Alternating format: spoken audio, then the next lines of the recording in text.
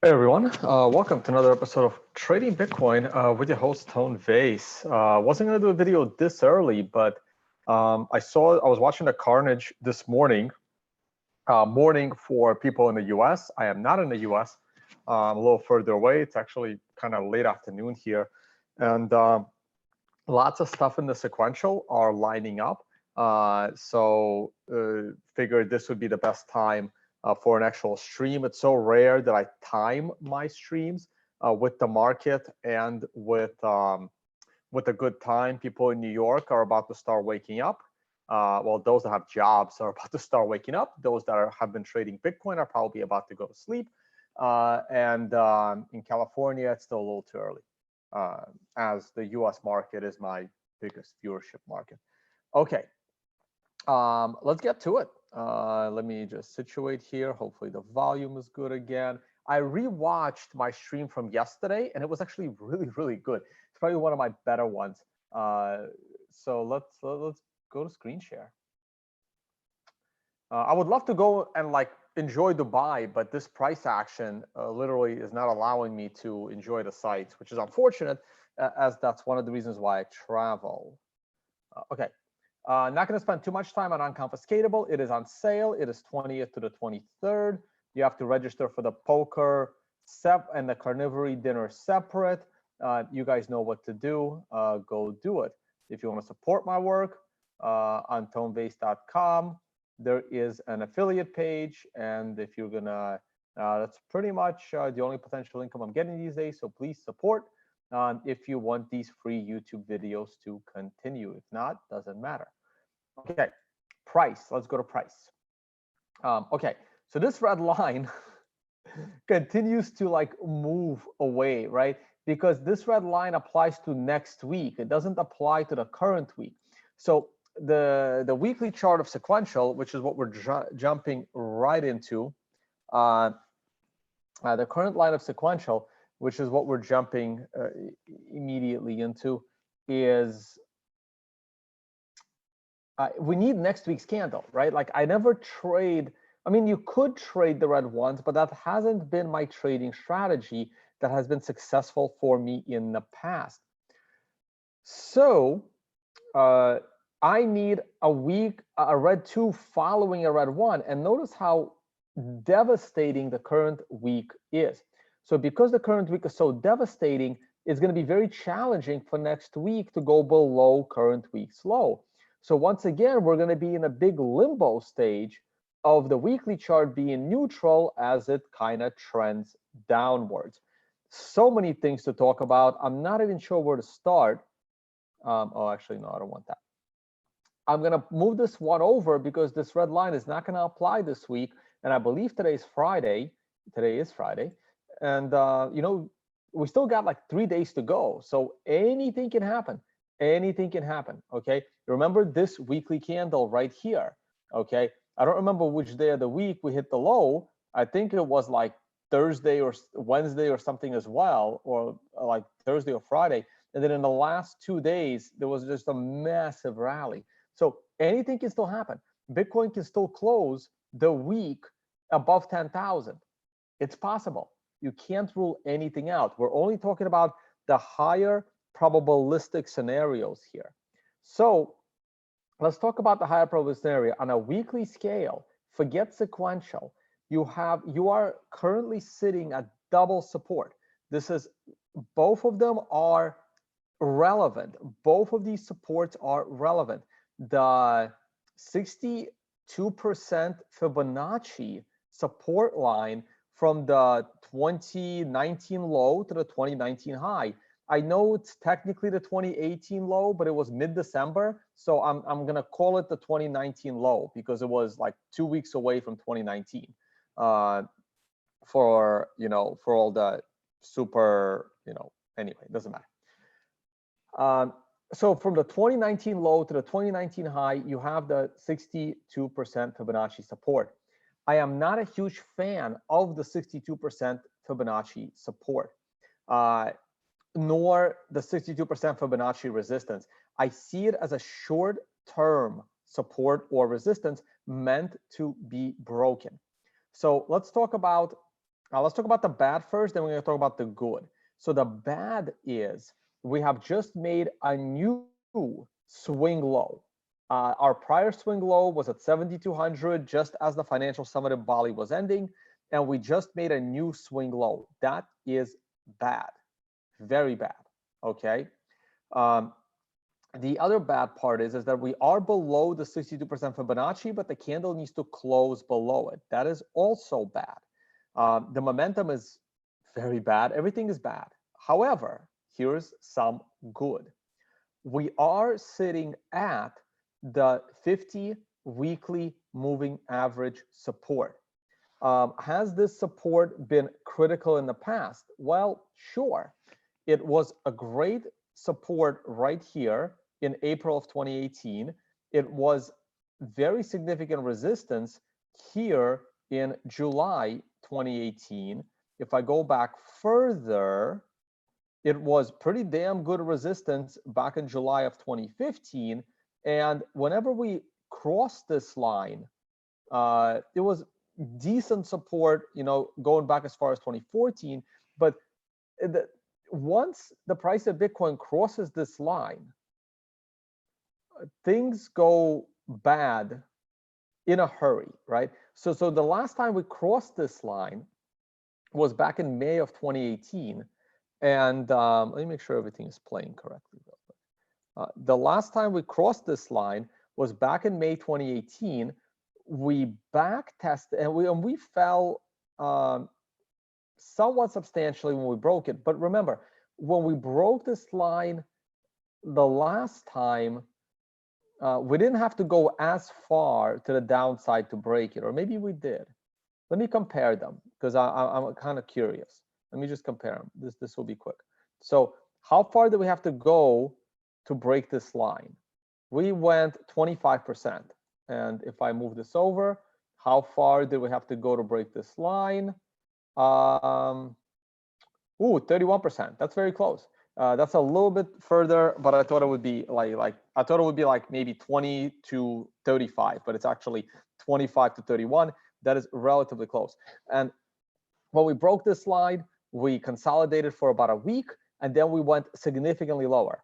Not that significantly, but significantly lower. We went from after we broke the line and we pulled and we hung around here. Let's split the middle, and we went an additional 23% lower.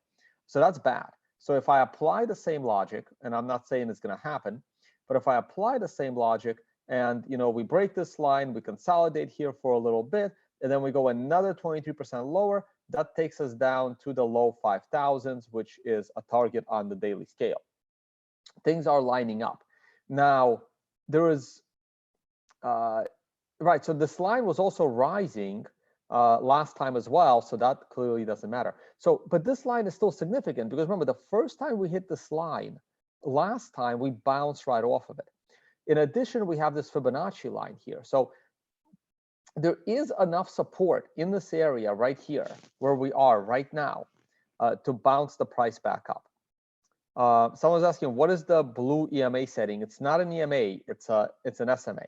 So if I look at my moving averages, I'm using the triple MA forecast. You can go ahead and find it in your indicators. Thank you, one of my followers and consulting clients that put this together.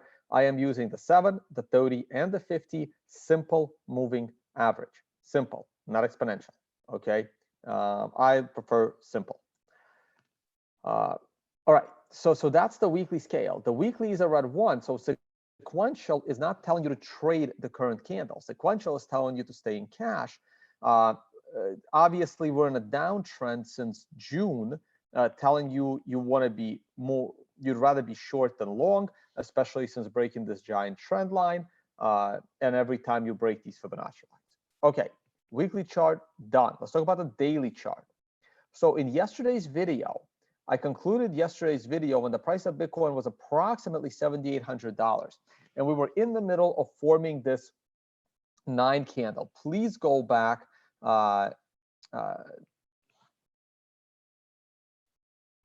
Please go back to yesterday's video and review what I said.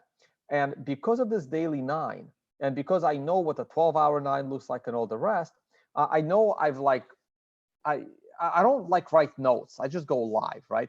So in some parts of that video, I said I'm expecting a bottom potentially in 9 hours. Other parts of the video, I said I'm expecting a bottom in 24 hours. In some parts of the video, I said I'm expecting a bottom in 36 hours. What does that all mean? That means that I'm expecting a bottom in the vicinity of 24 hours, up to 36, as little as 9. I thought it's possible that the bottom could have been in. Now, the reason why I'm looking for a bottom in this vicinity, and to be honest, I actually did not expect us to break last month's low. I really didn't. I did not expect us to break the October 28 low. Also notice like a bit of symmetry here, right? We broke down and had a big catastrophe on September 24th. Then we broke down and bottomed out on October 24th. And now what is today's date? November 22nd, right? So it's like literally every month we're having these things. Now, does this mean we're gonna rebound and go back up? No one knows. However, let's look at sequential. Sequential tells you that this daily 9 is a potential reversal. Now, you guys know my rules. If you've watched my videos long enough, if you've attended my workshops, if you've bought the on-demand video for sequential, the sequential the way, look, there are no, there's a textbook about sequential. I've never read it. I learned to trade it from traders. I then added my own experience to that, to trading it, okay? So I do not trade red ones following red nines. This is a no trade candle for me. Now, if I took some profit on the 9, and I had no reason to take all the profit on the 9, but if I took some of the profit on the 9, I am still riding that short trade, assuming I was in a short trade. For those that were in a short trade, the time to enter that short trade was right here at $8,500. And there is a very clear video with a title saying 8,500 support is lost. You know, shit will probably hit the fan, and it obviously did. Why do I feel that we have potentially bottomed for this big down move? So obviously we have just fallen quite a bit. If we go from the top to the bottom, that is a 33% correction. Jesus, that's a 33% correction in less than 1 month. That is very, very significant, very significant. Markets can only fall so much in a short amount of time, just like they can go up in a short amount of time, okay? I don't like this one candle, but this one candle still has 3/4 of a day to go. So this one candle could still turn into a reversal candle, in which case that would potentially be a bottom opportunity. Here's why I wanted to do the video at exactly this point in time, is because the 12-hour chart is giving you a 9 right now. This was the candle I felt that was gonna actually give you the low, because the 12-hour is a 9 inside the daily 9. In addition, the 4-hour is about to be a 9 in 8 minutes. This is why I wanted to be here for this video. So the 4-hour is about to give you a 9, telling you that the 4-hour is being exhausted. Next candle becomes a 9, and it's a perfected 9, okay, which is good. On top of that, if you look at the 1-hour chart, we are literally at a 9 right now. I saw that this morning. Shout out to my friend Suwan, who pointed it out. Right there, we have a 9 on the hourly chart as well. So we have a 9 on the hourly, inside a 9 on a 4-hour, which is about to happen in 8 minutes, inside a 9 on a 12-hour, inside a daily 9, though the daily 9 not really inside of it, but the candle following the 9, which I am still okay with, okay? I'm curious what the GBTC percentage is. We're gonna take a look at that, guys. Shout out to Dan in the live chat, who just caught my attention for GBTC and taking a look at it. All right. So So what do we got here, right? We got a potential low right here. What is that low? That is a low of, I'm on Bitstamp. That's a low of $6,929. Wow, we actually went below 7,000. Ooh. And right here, that is, yeah, they're all on the same. Yeah, the low is 69.29. Okay, that was the low. Let me go to a very low time frame, my 10-minute time frame, and look at the 10-minute time frame. The low could have already taken place at S13, at the sequential 13. That's a possible low. Would have been nice to get a 9 on a 10-minute, but hey, nothing is perfect. Do I dare go to the 1-minute chart? Do I dare go to the 1-minute chart? Where's the low? Oh, look at that. Oh, wow. Wow. So we just missed the 9 on a 1-minute chart right here. Holy shit. Down to the minute, guys. That's just a coincidence. All right, let me, I shouldn't be smiling this much. I'm not smiling because Bitcoin is falling, by the way. I am kind of smiling because I didn't expect there to be a 9 on a 1-minute chart perfectly calling what I think is a bottom. And that's a dangerous call, right? On a 1-minute chart, this looks like a nice secondary low. So what I would need on a 1-minute chart, and I'll probably still be with you guys for the next 20 minutes or so, I really need a break of this TDST line to be confident in more upside. This is a 1-minute chart, so 1-minute chart. Okay, let's go back to reality. I don't really want to keep this line, but just so you know, the reason why this line is here is because it's just above the setup trend line from this latest 9 on a 1-minute chart. It's also above the latest swing high on a 1-minute chart. I think trading 1-minute charts are crazy in any market. So let's go to the reality of a 10-minute chart, which is significantly more useful. I'm going to delete that line. We can't break this low. If the price starts going below 7,000, this thing could get uglier and a lot uglier, right? So this is, so you still got to be careful here. You got to be really careful catching this falling knife on a 1-minute chart. I wouldn't go too leveraged here, and my stop loss would be below 6,900. I would give it a little wiggle room. I do like it here. Now, like I said yesterday, bottom within 9 or 24 or 36 hours, right? So if we use my, like Tyler Jenks always used to say, when in doubt, use the most, when in doubt, use the most conservative method.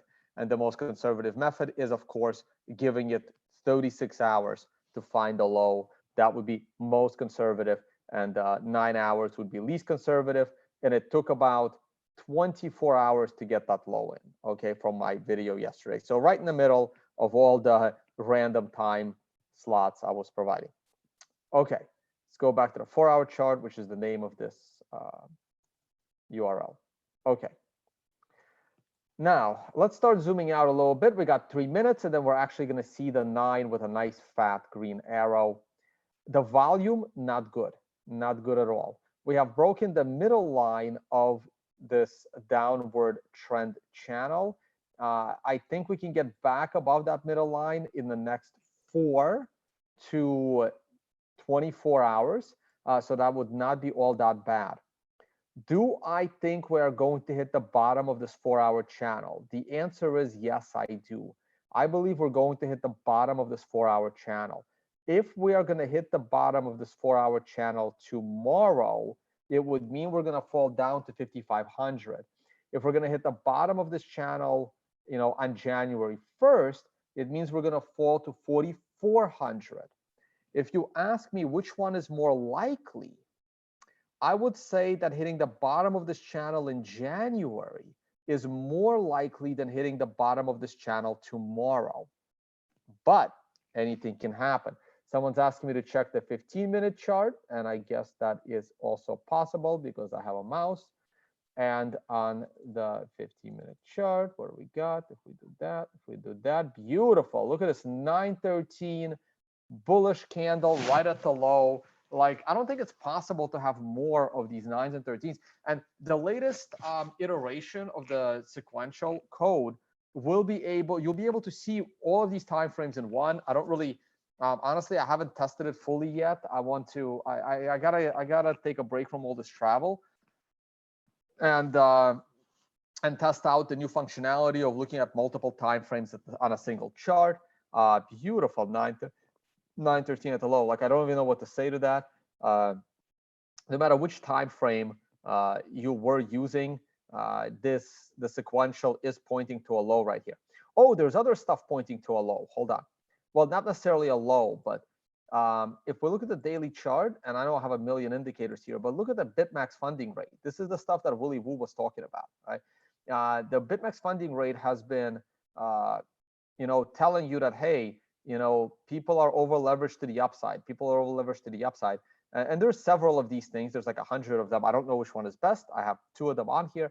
So this one is pointing out that, hey, right now, this is where, now this thing can stay down here for a while, right? So prices can continue to go down, but now people are starting to place way too many bearish bets, and therefore it's very likely that they're going to be wrong and prices will go up. So the BitMax funding rate has finally flipped, which means all the silly bulls have just gotten slaughtered, and now the market is turning more bearish, and it will be, let me not get Peter upset, and but the bears will also get short squeezed if the BitMax funding rate stays down here for too long. I have another version. I have 3 of them. Jeez.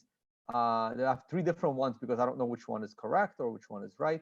Now, according to this BitMax funding rate, we still have not gotten, I'm not sure what the difference between the blue and the green is, but it's another version of the BitMax funding rate.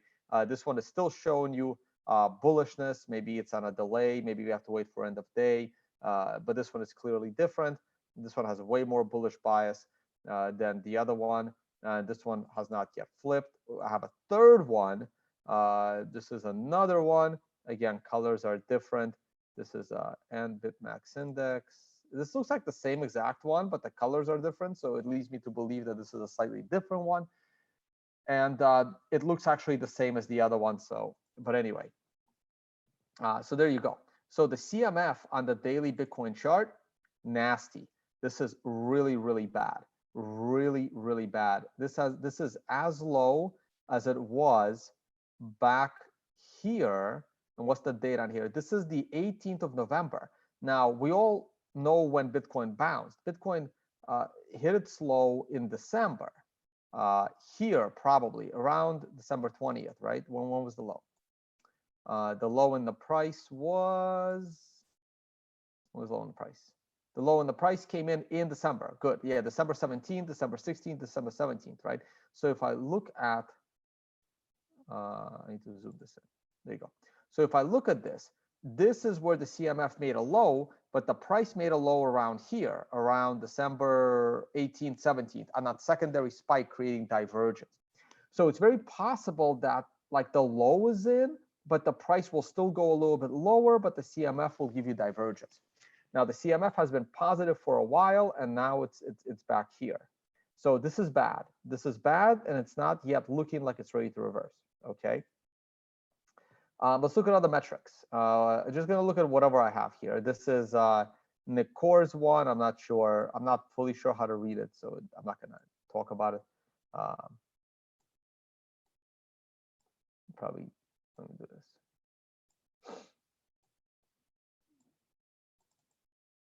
The MACD looks horrendous. Okay, the MACD looks very, very bad. I should probably make these lines a little bit thicker. How do you make them thicker? Oh, here it is. No, that's not what I wanted to make thicker. I don't care about that. The MACD line. I wanted that to be thicker, and I wanted this to be thicker. There you go. Just so I can see it better. Okay, this looks horrendous, right? Like there's absolutely no sign of a reversal here.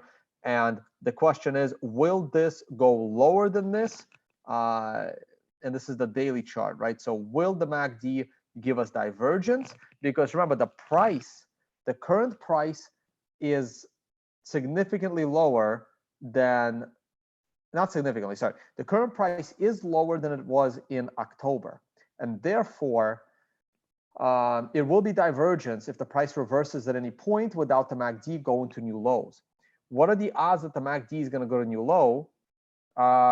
Interesting. Look, the MACD was about the same as low back at the end of the bear market. Well, let me not say that. I have not yet declared the end of the bear market. Not yet. I'm getting close. I'm getting close to declaring the end of the bear market, but not yet. So the low in the price. So the MACD back when we had the low in the price back in December was approximately at the same level as the MACD in the low in October. The price is now lower than it was in October, but yet higher than it was back in November, December. And this creates a bit of a dilemma, because if the price rebounds from a lower low with the higher MACD, that's divergence, and that is good for the ending of the bear market. But if the price continues to drop and this MACD creates a lower low than it was in December, that is a very, very bad sign. Okay, let's look at the RSI. Oh boy. Okay, I have to make this a little bit. There it is. Okay, RSI. Ooh, that's bad too. Now, those of you that attended my workshop, and I'm about to give away a little bit of a secret, the RSI is not, just because the RSI is oversold, it does not mean that it's a buying opportunity. You need to wait for the RSI to go back into the non-oversold territory. So you need to wait for the RSI to break 30 to the upside in order for it to be a buying opportunity, or wait for a bit of a divergence. So right here, there was clearly divergence. This was the ultimate low at 7,200, nice divergence. And that is a really good buying opportunity, though this one may not have been all that bad. Okay, done. That's the daily chart. We took a look at a bunch of oscillators. Good, we are 4 minutes past the hour. I'm actually on battery power. Hold on, I do have a portable that I should probably be plugging in. All right, there. All right, now we got some power. All right, let's go back to the 4-hour chart. I want to see that 9, or the 1-hour chart. I want to see those 9s, guys. I want to see those 9s. I like looking at those 9s. Or was it, what chart was it? Was it the 4-hour chart? I think it was the 4-hour chart. So here's the 1-hour chart. We had a 9. This is a nice looking candle. The 9 did not, close at the top, but that's okay. All we need is a green price flip, and then a green 2 above a green 1, and all of this is looking very, very good. Okay. Let's look at the 4-hour chart. There's your 9. Boom, it's about to show up. A lot of math in this code. There it is. Okay, there's a 9 buy. So wherever you are, right? Like from the low coming in on a 9 with a 1 minute, from the low coming in on a 9:13, on a 15 minute. I'm not sure what the 10 minute did. I didn't look at it. The 1 hour had a 9 at the low. The 4 hour had a 9 close enough to the low. You're looking at it right now. There's a 12-hour 9 right here marking the low. The only one that's slightly off cue is the daily chart, but I always allow for the candle following the 9 to mark the low. I'm okay with that, especially if that candle turns out to be a reversal candle. So what am I really, really looking for? In order for me to be even more bullish short term, and I'm not saying I'm crazy bullish short term, but I am somewhat bullish short term. So I am wearing my Buy the Dip shirt. Thank you so much, Barbie, for the shirt. You are back on Twitter, so that is amazing. And right here, I am looking for this to end as a reversal candle.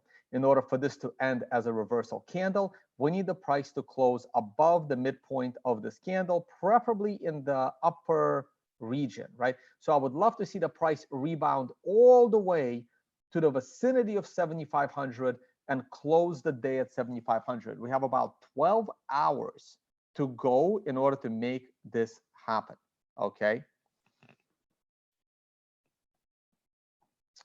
So so there it is, all right? And the weekly chart has its own support that has nothing to do with sequential, and that is the combination of the 50-period moving average plus the Fibonacci line. Now, this means I am going short-term bullish right now. I remain intermediate term bearish. I recently rewatched the last time I was on Crypto Trader with Crypto Man Ran on CNBC South Africa, and we talked, and that took place exactly 6 months ago. I'm gonna cut out parts of that video, and I'm gonna post it on my Twitter very, very soon, whenever I find some time. And my open bet with Crypto Man Ran still stands, that Bitcoin will fall to 4,500 in order for me to win the bet. I'm not saying I'm going to win the bet. I don't know if I'm going to win the bet, but if Bitcoin falls to below 4,500, I win a bet. It will be the most costliest bet of potentially of my life, because all I win is a steak dinner, but I don't really want to see Bitcoin drop 50% in price from yesterday, but that's what it would take. So there you go. You win by losing. That's great. Now, I am still short term. I'm sorry, I'm still intermediate term bearish. By intermediate term, I mean from now to the halving, I remain bearish. After the halving, I'll be a bull regardless, right? Whether TA, whether fundamentals, or whether it's fundamentals or whether it's technicals. Sometime in 2021, sometime in 2020, I will go from a bear to a bull. Sometime in 2020. Is it possible that I go from a bear to a bull in 2019? Yes, that is still possible. What will it take for Tone to go from a bear to a bull in 2019? Well, let's take a look at, this is the weekly chart. I will either need a nice drop to the $4,500 vicinity or the $5,000 vicinity, followed by a swift rebound to the upside. That will need to happen in the next 5 weeks for me to go from a bear to a bull. What else can happen in the next 5 weeks for me to go from a bear to a bull? I would need the price of Bitcoin to go above $9,700 or above $10,000. Let's round to the upside. I would need it to close there on a week end basis, and that will probably be enough to turn me from a bear to a bull. The chances of either of these things happening in 2019 are incredibly small. So now we're talking about Tone turning from a bear into a bull sometime in 2020. 2020 is obviously a year's worth of time, so I have plenty of time to decide when exactly in 2020 I'm going to do that. Is it possible that I will be a bear throughout the entire 2020 year? The short answer is yes. It is absolutely possible that I would stay a bear throughout the entire year of 2020 if the technical picture looks so ugly that the fundamental picture is not enough for me to become a bull. But that also means that we are going to fall to, let's say, $5,000 and not swiftly rebound and kind of get stuck there at a point where people have this massive fear that Bitcoin mining is about to collapse. Okay, that will keep me remained a bear longer than even I expect. Okay, but we don't know what's going to happen, so we just wait and look at the charts and evaluate the fundamentals. News events are not fundamentals, and therefore all of this China news and China shutting down Binance and whatever the block is reporting, that is news events. Those are not fundamental events to me. Those are news events. Did those news events help break down the price of Bitcoin? Probably. Do I think those news events are overblown in the fear that you should be selling Bitcoin? Obviously not, because I believe that the low for the towards the end of the year is probably in. I am looking for a little bit of a rebound from this point, but we'll see what happens. But this is why you set stop losses. I am pretty much bullish in the short term as long as we stay above $7,000, which is only like $85 away, right? This candle I'm already not liking all that much. I actually don't like the way this is read. Let's go. I clicked on a 10-minute chart by accident. Let's see what's going on a 10-minute chart since I clicked on it. Again, nice 13 here at the low. I am not worried yet. I do think that this just got beaten down, and some buyers are going to step up any minute because I do think this is a decent short-term low. Can Bitcoin go lower? Absolutely. And that would still be in line with my intermediate term trend. But all these nines, I can't ignore all these nines. I'm going to trust sequential, even on Bitcoin. Speaking of sequential, Uber. How many of you paid attention to my Twitter?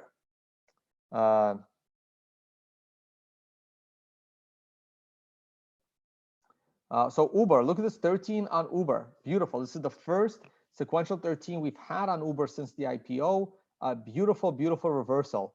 And if you look at, I posted this in the free alerts. By the way, in the video description, there is a link to a Telegram channel that is free. This is where we are currently posting alerts for popular stocks and commodities and currencies and cryptos all around the world when they're hitting very, very critical support.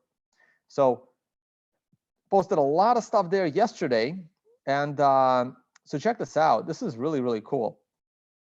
I don't want to drop any names, but the person that is actually posting these charts, it was actually, can I zoom in on this?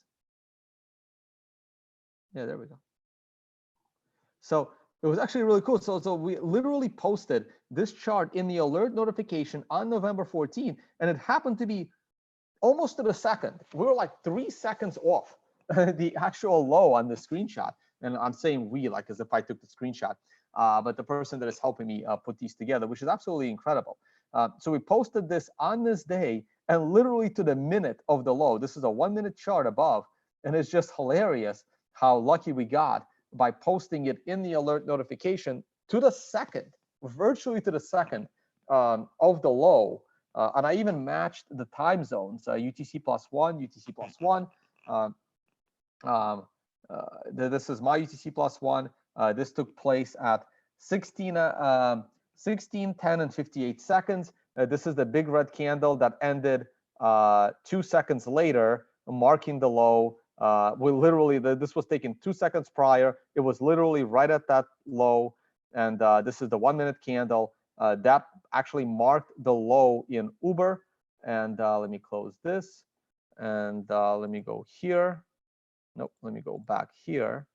And this is the Uber chart. This is what it's done since then. And you can actually see how beautiful the sequential system has been for Uber since September. Beautiful buying opportunity on the 9, beautiful selling opportunity on a 9, plus reversal candle, plus rejection of setup trend, plus rejection of moving average. Well, I'm not even sure which moving average I'm using here, but they haven't changed. It's the 30, 50, 200. So that's probably the 30. And they're like beautiful, like all your ducks are lined up. I don't like the fact that it's consolidation at the top. So that's the only thing that's positive, that's bullish to me. Everything else is bearish. And down we go. Where's the low? It's on a 9.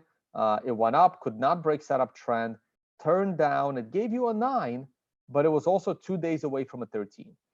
Reverse from there, and now I am bullish on Uber. I have to be bullish on Uber. If you properly bought into Uber, you should be at a break-even stop loss, and this trade should no longer be a problem for you. Let me close these things. Okay. So that's Uber. I haven't looked at Uber in a while. I totally missed this, but hey, it's there now. Okay. I don't want to look at other single name stocks. What else can we look at? The S&P 500. Another bullish-ish day in the futures market. Let's wait for the cash market to open. I'm not going to be with you in 2.5 hours from now, so I will not be able to see how the S&P 500 opens. However, I would still stay out of the S&P 500. I would consider going back into the S&P 500 with a green 1 price flip plus a green 2 going above a green 1 going above the high. So in a perfect world, that would be at 3,120 points. Okay. I don't like the MACD crossover. I don't like the RSI coming out of overbought. All of this is bearish. However, the weekly chart remains bullish, and that is, I guess, the saving grace for the S&P 500. Yes, of course, it's not a good idea to catch falling knives, but this is a YouTube show, so there you go. Once again, I've said it a dozen times on this video, and I will say it again right after I promote the Unconfiscatable conference. So please check this out, guys. I will be promoting this. I'm going to annoy the hell out of all of you until we sell out. Once we sell out, then you won't hear from me anymore. But the Unconfiscatable conference will take place between the 20th and the 23rd of February. This is a one-day conference, just one day. We'll put the agenda up soon. The conference will take place on the 22nd of February. That's when the conference is going to take place, 2/22/2020. The VIP tickets, if you want to really support everything that I've been doing, please buy the VIP ticket.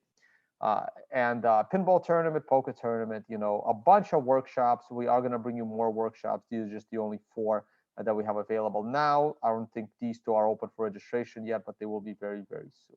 All right, so check all that out. If you want to support my work, check out the affiliate page. Also go over to product and services. I need to update my consulting page. It's like 2.5 years old. I need to put my latest consulting grade. I have 3 different consulting rates. I have 0.1, 0.2, and 0.3. It really depends on what kind of consulting you're looking for. It will all be described. Don't go to the consulting page yet. It is basically useless. But sometime next month, I will actually update so that it's useful. The trading alerts, this is not live yet. Don't bother going there either. Indicator you can purchase, on demand videos you can purchase, and the workshops is only the biggest. All right. So let's go back to Bitcoin and see what's going on. Or let me look at your live chat. Let me see if there's anything interesting in there. All right.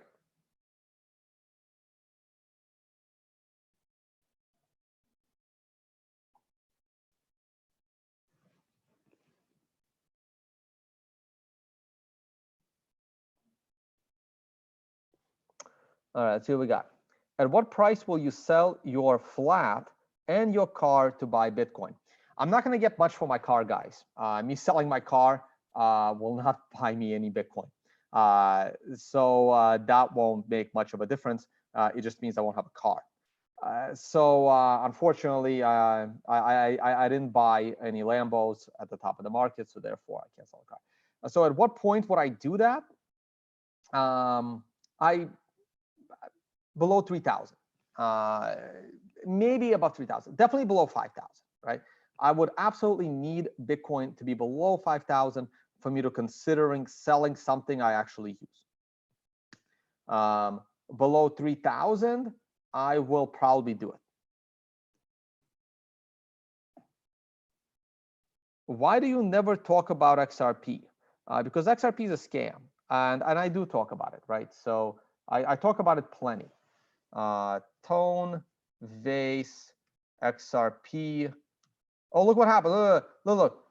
Tone, Vase, XRP, Army of the Brain Dead.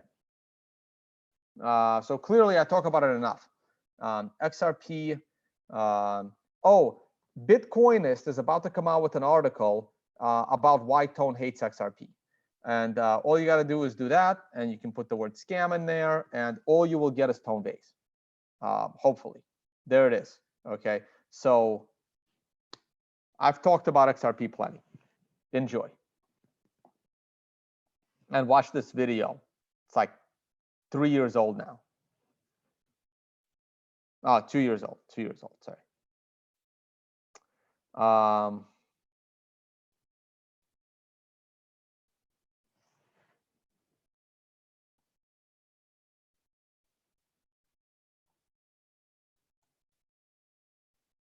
All right, let's see what else we got. Do you really think the bears are represented by a group of people from all over the world? I don't know what that question means. Sorry.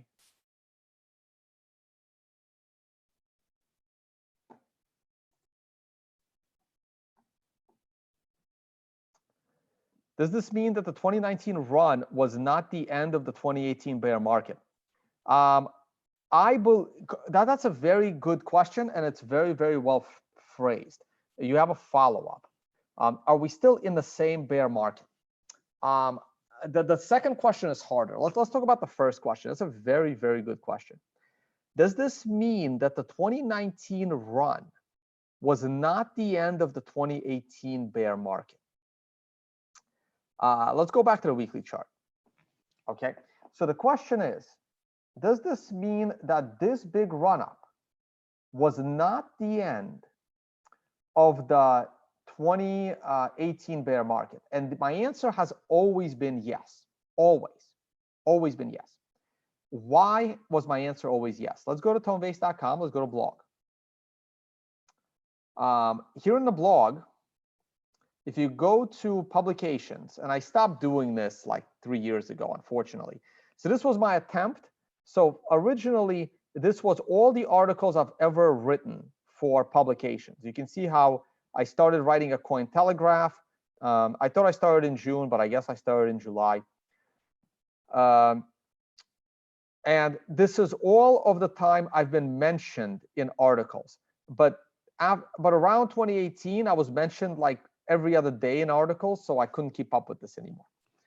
So the article you want to go to, right, is Control F Trend Change Part 2. This was written in February of 2015. I'm going to click on this. Actually, I'm going to click on it here. Good, it opened a new tab. Thank you, web developers. So this is an article written in February, early February, February 2nd, 2015. Okay. There is one specific picture in this article, right here. Who do I get it from? Chiavaco Capital. Okay, that's fine. I gave credit to whoever put this chart together. So right here, what do you need for a trend change? This is the S&P 500, and I've done so many videos over the last year about this article. You need a new high right here. So we're going down, and then we went up. Well, that's not really a new high, right? But we moved off the low. How far did we move off the low? This was basically me comparing the S&P 500 of 2010, 2011 to the price of Bitcoin, to be honest with you, right? Because back then, at the bottom of the 2015 bear market, the price of Bitcoin fell to as low as 150.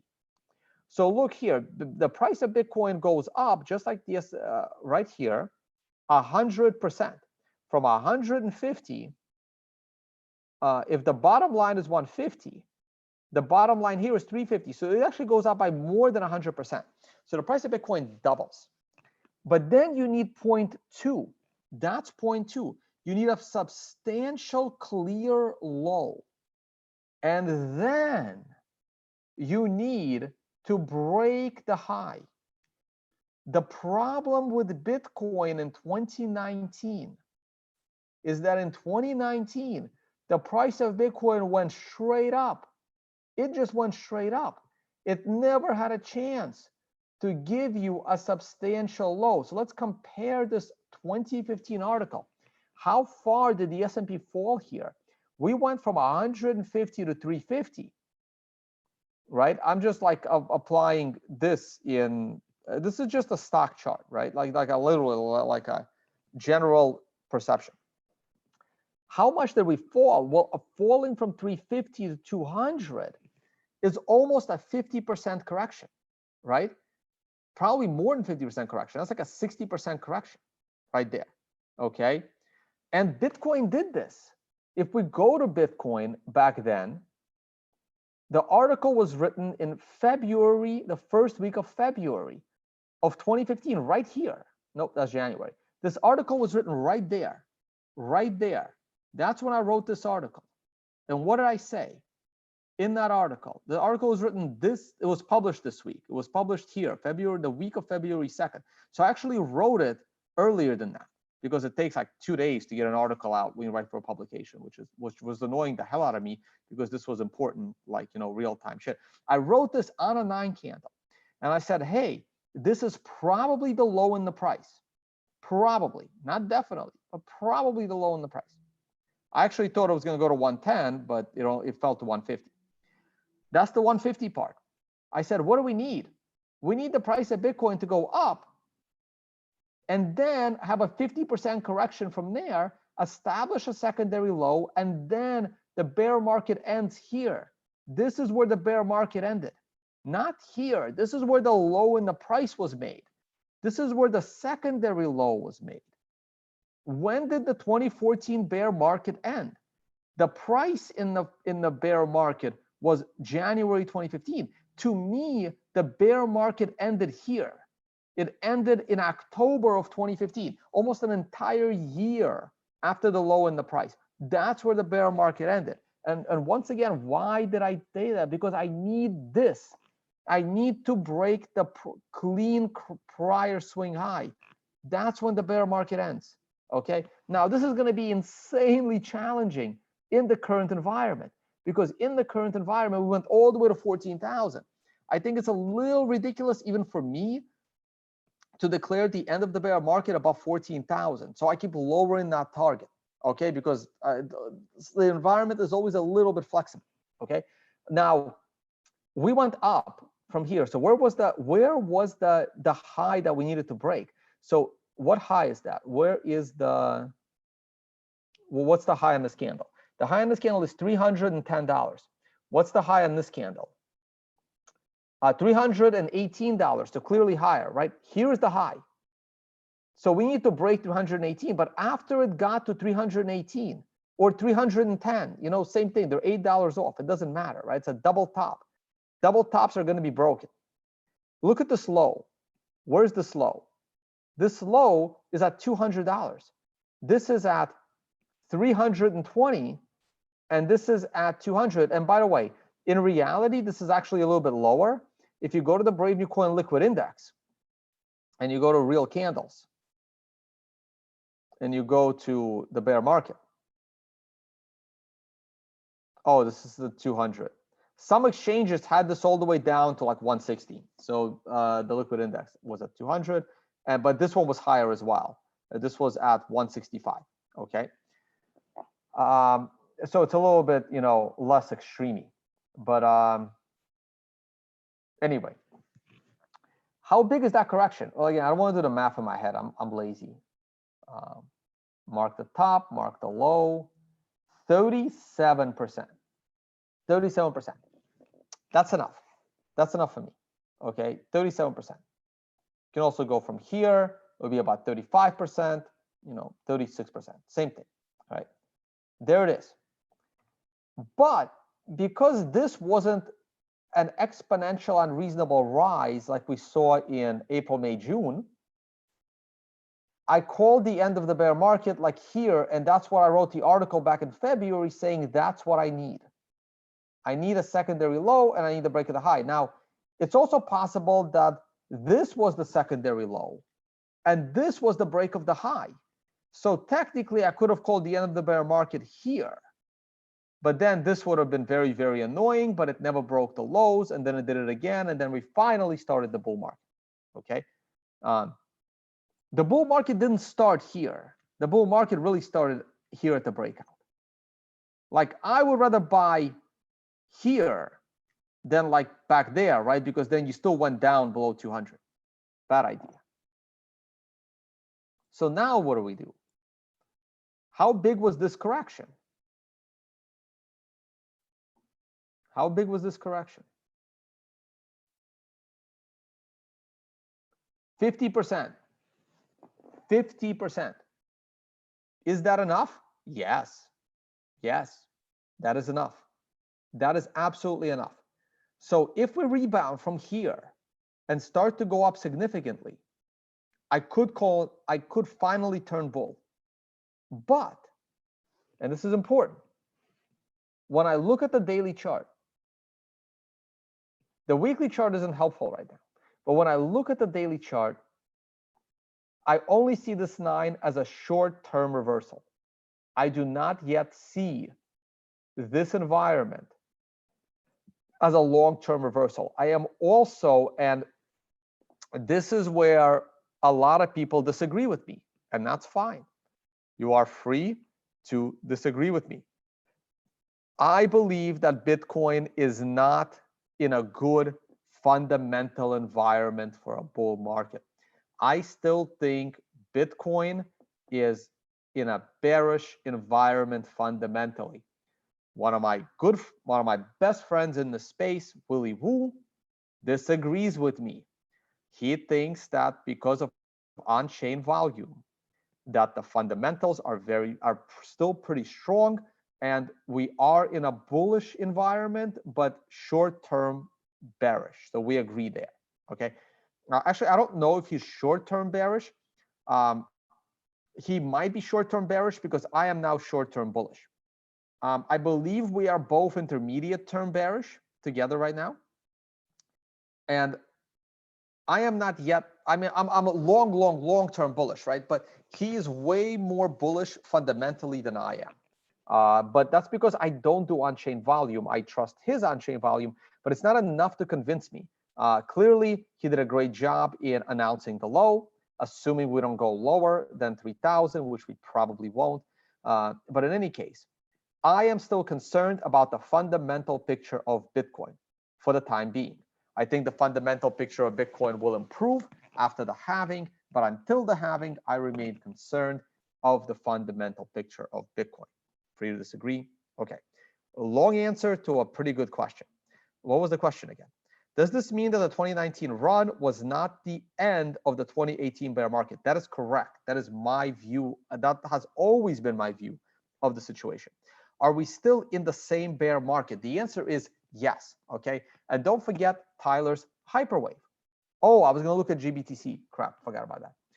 Let's take a look at Tyler's hyperwave, or my version of it. Load chart layout. I'm pretty sure I have hyperwave. Let's take a look at the TradingView blockchain and see if it tells me the last time I looked at it. The last time I looked at it was 2/10/2019. So I'm not sure if that's February or what. That's got to be October, right? That's got to be the 2nd of October. I don't think it's the 10th of February because I don't know how they're doing their dates, American style or European style. I probably haven't looked at it since October. Here is my look at the Bitcoin hyperwave. Again, Tyler and I disagreed here with his hyperwave. I felt that phase 6 was longer than he. He said that phase 6 was different. I mean, Tyler is the man here, not myself. I think we slightly. I mean, there's.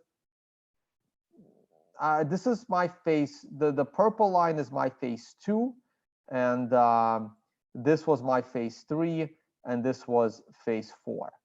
So in either case, oh, I have no idea what that is that I just clicked on. So in the other side, if this is phase 7, we're still in.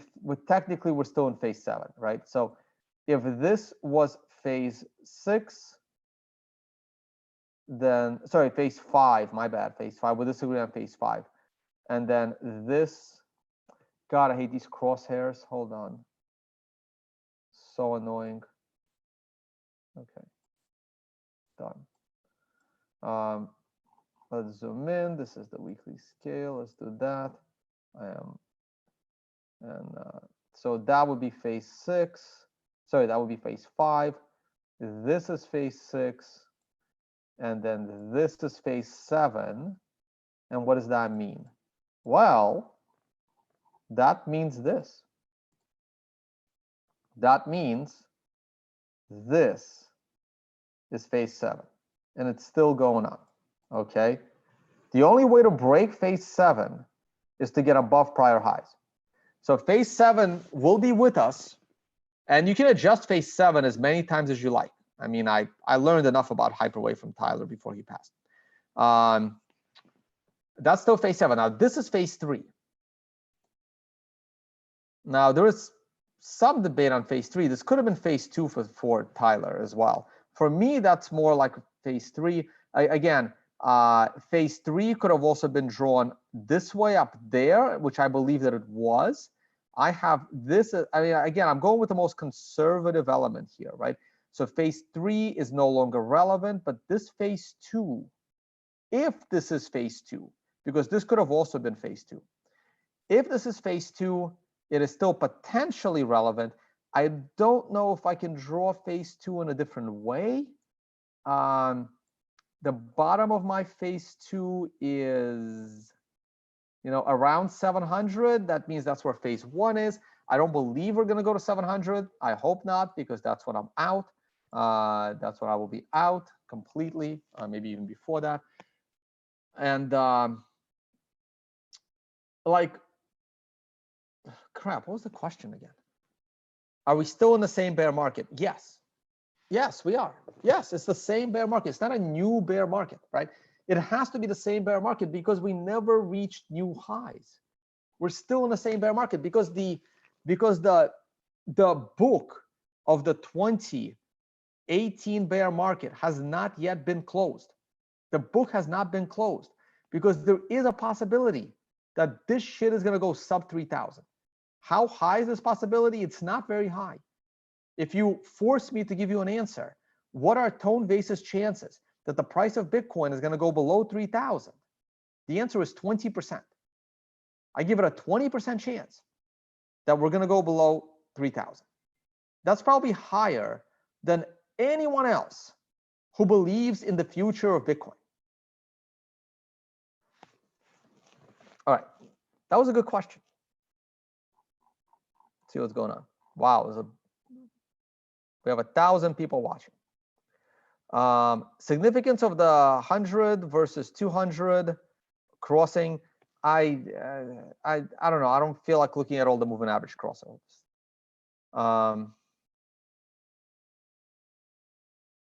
What do you think of Ethereum? It's crap. It's an unscalable piece of garbage. I've always thought this before they even launched anything, and I will continue to do so.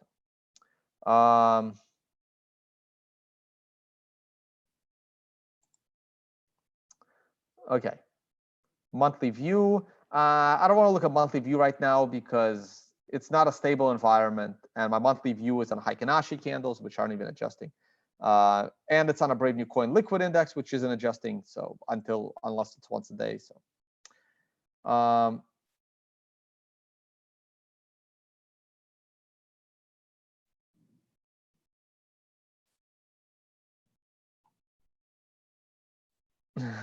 I got a question. Tone, question. Peter North here. Sorry, Peter, not familiar with your work. Maybe I should take a look, but then anytime I go to Google, it's gonna might give people the wrong idea. But would Bitcoin crash with a war? Ooh, very good question. I will have to think about it. I'm kind of trying to stick to the price questions. Would Bitcoin crash with a war? Probably not. I think Bitcoin would do incredibly well. Not that I want a war. I really don't. I really do not want a war. I hate wars. I don't even watch war movies. I hate war movies. I refuse to support war movies. I do not like to vote with my money to support war movies. I just don't like profiteering of war, and to me, making movies about war in a way profiteering from war. So I really, really hate war. However, I do believe that Bitcoin could benefit greatly from war, and here's why. So once again, we're going to go to Tone Vace publications. We're going to go back one, and we're going to go over to Tone Vace blog, and we're going to search inside the blog, and we're going to say use cases. Use cases is an article that I wrote a long time ago. The top use cases of Bitcoin was published April 4th, 2016. And the number 7, which is my most important use case, because they were ordered, they weren't really ordered, but I've done presentations on this. So this should be in bold. Everything else is in bold. This should be in bold. Anyway, oh well. I'm not going to go back and edit a 2016 article. So transferring value cross borders. For me, is the most important property of Bitcoin, like hands down, more important than its finite supply, more important than censorship-resistant value transfer. This is my way of saying unconfiscatable. And speaking of unconfiscatable, don't forget about the Unconfiscatable conference taking place February 22nd, along with all this other cool stuff. All right, back to business. This is the unconfiscatability property of Bitcoin. And the unconfiscatability property of Bitcoin is most important in time of war. While Bitcoin, and I'm going to read from the article that I wrote. While Bitcoin might be used as a way to store and hide your wealth, the real power of the blockchain will come when large economies rise and fall. I linked to something, not gonna, you can click on it and see what the hell I linked to. This is over 3 years old, so I don't remember. This has always happened historically, and why the world has had so many global reserve currencies with the USD, just the latest one already pushing the bounds of time spent in this position. In the past, this value transfer has usually been gold, but in the digital age, gold is becoming much less useful. Additionally, there is the difficulty of private citizens moving gold due to technologies like metal detectors, making it an easy mark for confiscation. Bitcoin might just find itself very useful. And then I have this picture. This is a quote from Herbert Hoover, which I want to say, I think he was a president, actually. I think he was the president of the US during one of the volatile times. Oh, I'm sorry. Or the chairman of the Federal Reserve. I've been traveling for 3 months, guys. Give me a little bit of a break on US history. I'm not even like actually an American. I'm just an immigrant. During this new stage of the, during Depression. During this new stage of the Depression, the refugee gold and foreign government reserve deposits were constantly driven by fear, higher, I don't even know what that word is, I'm sorry, and yawn over the world. We were to see currencies demoralized and governments embarrassed as fear drove gold from one country to another. In fact, there was a mass of gold and short-term credit which behaved like a loose cannon on the deck of the world in a tempered, tossed era. So basically what he's saying is people didn't know what to do with their life savings. They were moving it from one country to another. They didn't know how to protect it. They didn't know what to do with it. It was just moving around. Now, into 100 years, here we are, full circle, 100 years later. If there is a new style, like, and again, 1931, World War II is almost on the horizon. We're in the middle of the Great Depression. The 1929 stock market collapse, the 1930 sovereign bond collapse, and affecting all of the US, not just the world. Oh yeah, he was the president. Look, president from 1929 to 1933. I knew he was the president. Good. During this time. So this will be Bitcoin. This is what Bitcoin will be. This will be the most important property of Bitcoin. If 1929 to 1945 repeats, okay? If that era repeats, Great Depression followed by stock market crash, followed by Great Depression, followed by a major war. This is going to be gold. Sorry, this is going to be Bitcoin. It's not going to be gold anymore. This is going to be Bitcoin. So yes, Bitcoin would be an enormous beneficiary. Just please go back and read this very old article. Oh, wow, Fold app. I mean, it is a old article. While the list above, okay, there you go. There you go. Okay, off on a tangent. We should be looking at the price of Bitcoin. All right, there you go.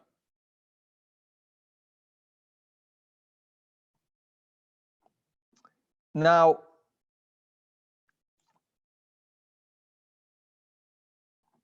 oh man, there's so much in the live chat, guys. Do you think that China being the main producer of the price manipulation will erase the long-term promise of Bitcoin? Absolutely not. I don't agree that China is the biggest cause of the price manipulation. And even if they are, I don't believe that damages the long-term bullish case of Bitcoin. Bitcoin hacks is a scam. Please start banning people trying to promote it in this group chat.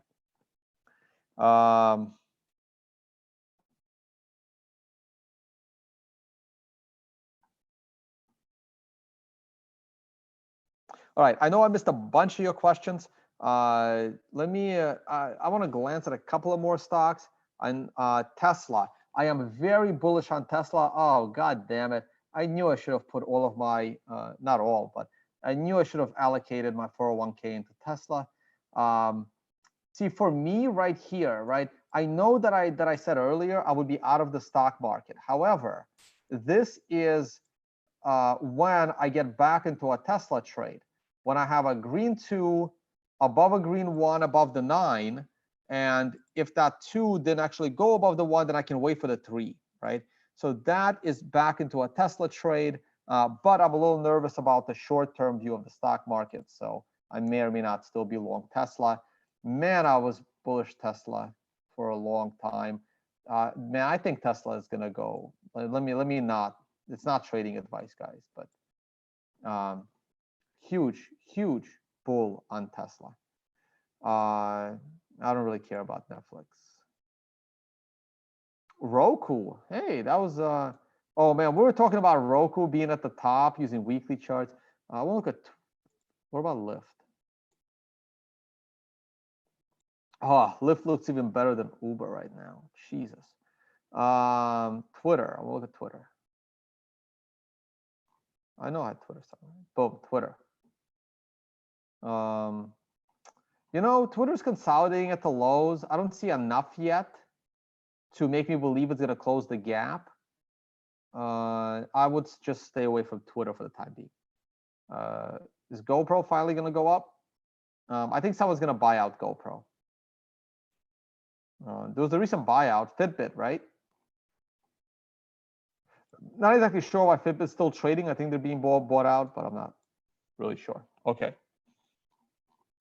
Tone, is Bitcoin bouncing off of both the 50-week moving average and the, I mean, Bitcoin, I spent the entire 30 minutes of this video explaining why Bitcoin is probably at the low, right?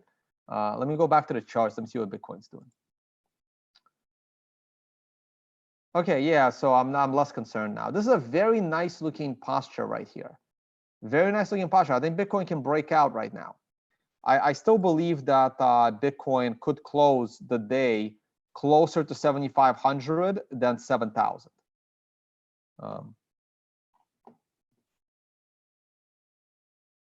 What if China government coordinates an apprehension of all the miners and attacks the network with those miners?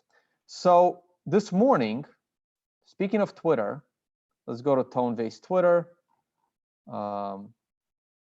Oh, I thought there'd be like a tweet here about Ripple nonsense, but let's go over to Tone-based Twitter. I'll start off with a random tweet talking shit about Ripple. Maybe not that one. Ripple is a scam. Beautiful. What do I write? XRP is a scam. If you want to sell your Bitcoin for it, I think you should. In fact, please do sell the house too. Perfect. There it is. If you go to, I don't like, I don't hit likes on too many tweets. So all I have to do is go to my profile. And all I have to do is go to likes because I did it this morning. I hit a like on this Andreas tweet. This video from 2015 is me at my most sarcastic. It was actually really funny. Not surprised, it's hitting a nerve again after so many years. The concerns haven't changed. Every wave of new users is worried governments will find a way to stop Bitcoin or crypto in general. They couldn't then, they still can't. Please click on this tweet and listen to Andreas. I don't really have my speaker with me, so I can't play the audio for you, or maybe I can. Let me see. Can I?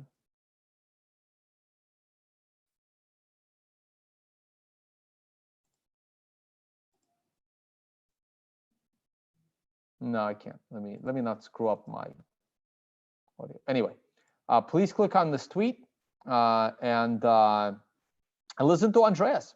It was actually very, very, very well. I couldn't say it better. Like, this is why Andreas has, 1 million Twitter followers and like 8 times more YouTube subscribers than I do, right? Because I can't say shit as eloquently as Andreas can. There you go. All right.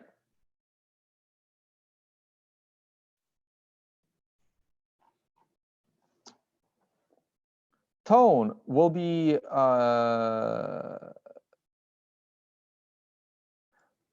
saying all altcoins will be scams 10 years from now. Yes, that is true. Though 10 years from now, there will all be different altcoins because the current altcoins will already be at zero.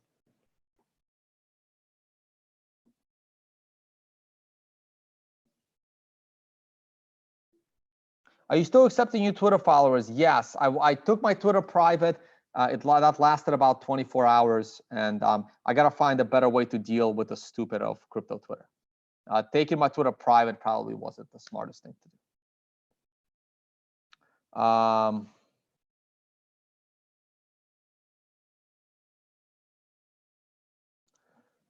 The 2-week chart and the 3-day chart, sure. So here's my daily chart. No, this is the weekly chart. Here's the daily chart. The people seem to really like the 3-day chart. If you look at the 3-day chart, I believe we're at a moving average. We bounce right off a moving average. This is the 200 period moving average on a 3-day chart. Is that significant? I have absolutely no idea. We also bounced off of a sequential 13. Is that significant? I have absolutely no idea. But here's your 3-day chart look. It's a short-term bounce. The 9's coming, maybe. The 8 candle is going to be tricky. Like I said, I still think that the low for the month of November is in, and we will see where we go from there. And now we can look at the 2-week chart. I'm going to go back to the daily. I'm going to go over to my weekly. I'm going to change this to a 2-week chart. I have no idea if I've ever looked at a 2-week chart. I have no idea how relevant it is. And 2-week chart, the 9's coming, but I don't know if this is the 2nd week of a 2-week or the 1st week of a 2-week. Actually, I do know. This is the 2nd week of the 2 weeks. So we will have a 9 on a 2-week chart on Monday or Sunday night. And the 2-week chart topped on a 9, interesting. And the 2-week chart did not top on a 9 there. So how relevant is that? We can go back one more cycle. We did not bottom on any 9s. And we kind of sort of topped on a 9. So is the 2-week chart relevant? I don't know. Maybe yes, maybe no. If it helps you structure your trades with proper risk analysis, great. Trade it. Or don't. I don't know. Okay. Oh, gold. Speaking of gold. At the moment, I'm bearish.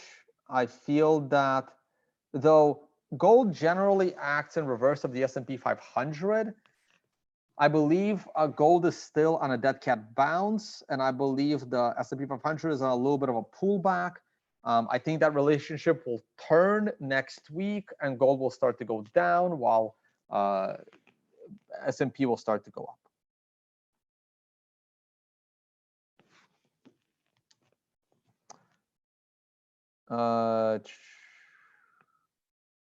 Oh God, no, I'm not gonna. I think the only stock I was actually curious about Starbucks. Starbucks was covered a lot. So was Jaima. I've been waiting for a low here to come in because there's only so far $100 stock can fall, or there's only so far a $50 stock can fall before a legitimate company becomes useful. And maybe this thing finally bottomed. I honestly don't know. I kind of like this 2 above a green 1, but I would really like it to get above all this resistance. So Starbucks, I do want to look at Starbucks. Oh boy. Oh, that's not good. Oh, that's not good. That's ugly. That's bad. That's very bad. I would not be looking to buy Starbucks right now. No, no, no, no. That's just bad. Would I short it? I don't know. I don't really like shorting stocks after they've fallen 20%, but I definitely wouldn't buy it. Oh, WeWork. Why is everyone talking about the fall of WeWork? This is like talking about the fall of Facebook after its IPO. What do I always say about IPOs? 50% correction off the IPO. How many times do I have to say it? So where did the IPO start? The IPO started there. What was the low? Oh, how about that? What a surprise, 50%. What a freaking surprise. God, none of this shit changes.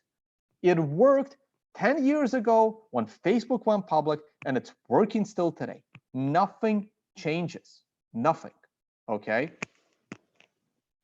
What a surprise, we've fallen 50% and we rebounded since then. Can we still fall further? Yes. If you bought at the worst possible time, you saw a 54% correction. I was at a WeWork in London for like the first time, hanging out there for a few days. It was great. It was awesome. I love WeWork. It's amazing. All they have to do is actually start charging you for some coffee and slightly raise their rates, because people love it. I think it can still be a profitable business. Someone's going to buy them out. Google may want to buy all those offices. Maybe Amazon will. Who knows? Maybe Tesla will. I think Tesla will like rule the world. I think Elon Musk will like rule the world. I don't understand why everything like just put in WeWork. WeWork failed IPO. This is ridiculous. WeWork failed IPO. The WeWork IPO is dead. What is wrong with you people? Jesus. It's ridiculous. Insane. Go back to the Facebook IPO. IPO'd at $42, fell to 17. Look at Facebook now. Where is Facebook? I know it's here somewhere. 200. But it's been at 200 for like years. Went all the way to 220. Look at this. Look at this inverse head and shoulders. I think Facebook's going to break out to like $500, especially if they launch the Libra coin.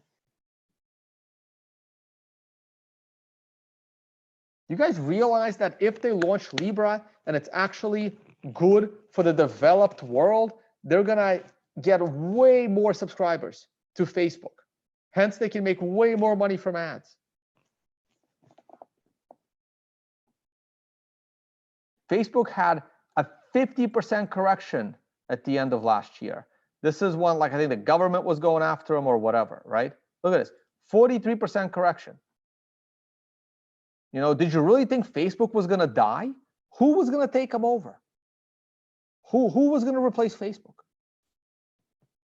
People are like, Facebook is profiting from your data. Well, you can profit from your own data by buying Facebook stock. It's publicly available. Again, not trading advice. Sell covered calls, make a bigger premium. Again, not trading advice.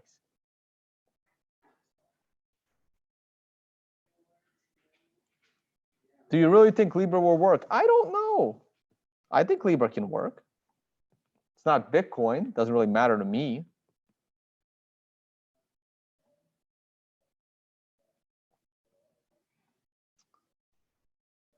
guys, I don't want to name projects or apps because I don't know if they're scams or not, if I've never heard of them.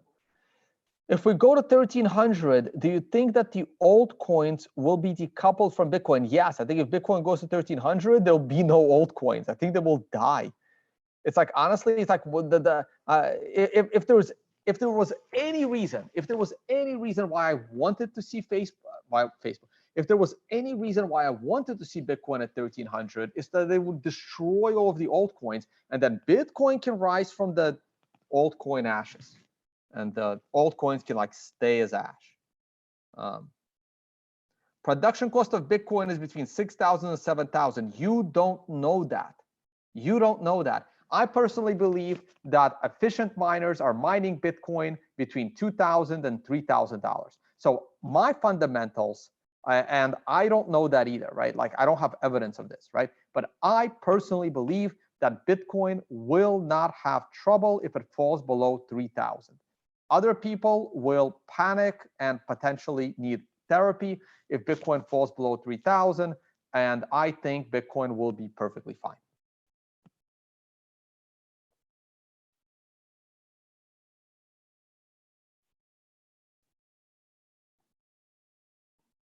All right.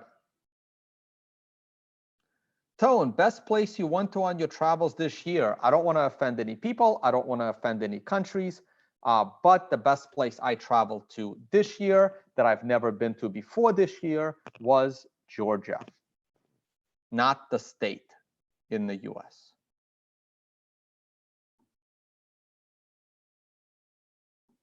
All right. I don't want to make this video all day. I think I actually have drink and dinner plans soon. So what's Bitcoin doing? Let's look at the price.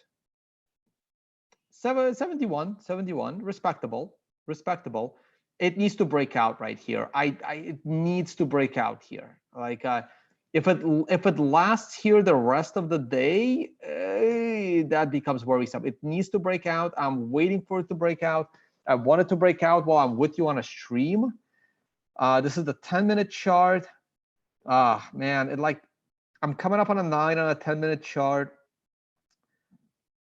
I really think it can make it to, like, I was really hoping it would make it all the way to 73 while I'm sitting here with you on video. Buyers need to step up. Let's see.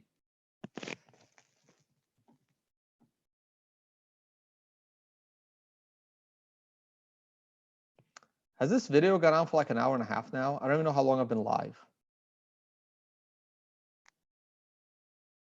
Yeah, hour and a half. Damn. Okay. Oh boy.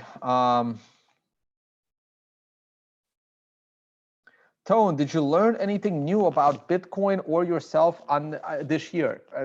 No, I haven't, guys, because I've been too busy to. Unfortunately, I've been too busy to learn, which is bad, and I admit that it's bad. Which is why I need to take some time off, and I need to educate myself. This is why I really thank God Adam Back is helping me put together, and probably the bigger part of the Understanding Bitcoin conference is that I'm back, and I'm this year. Don't talk to me during the Understanding Bitcoin conference, because I need to be sitting there trying to understand how to use the Bitcoin features.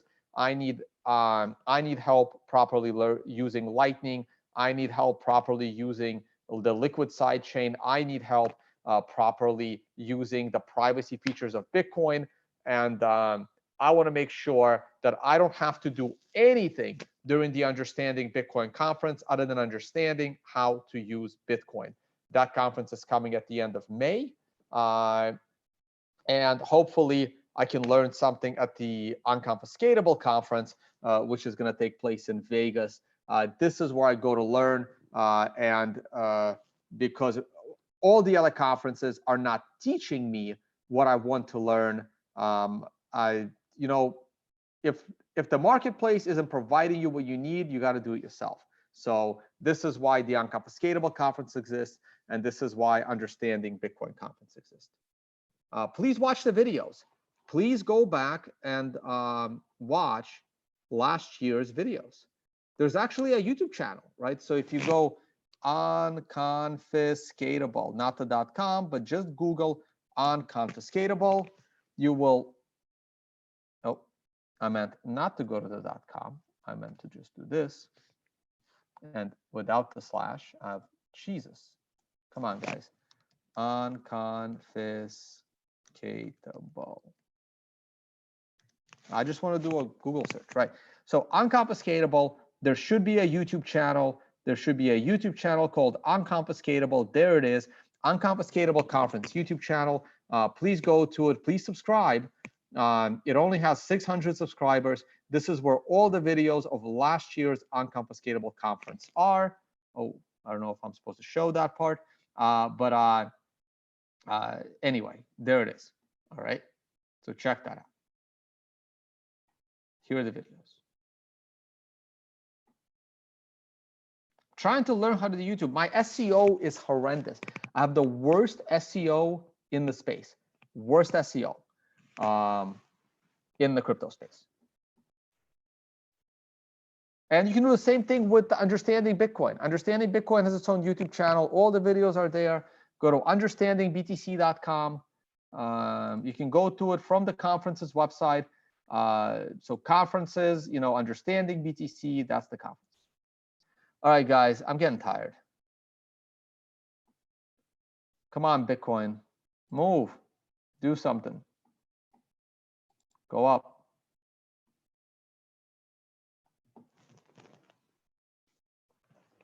You had a lot of good questions. Is BTC going to survive after this decline? Of course it is. Of course it is. Come on, watch the beginning of the show. What's the long-term prediction? I don't know. Let's see. I have to call the end of the bear market first. I haven't even done that.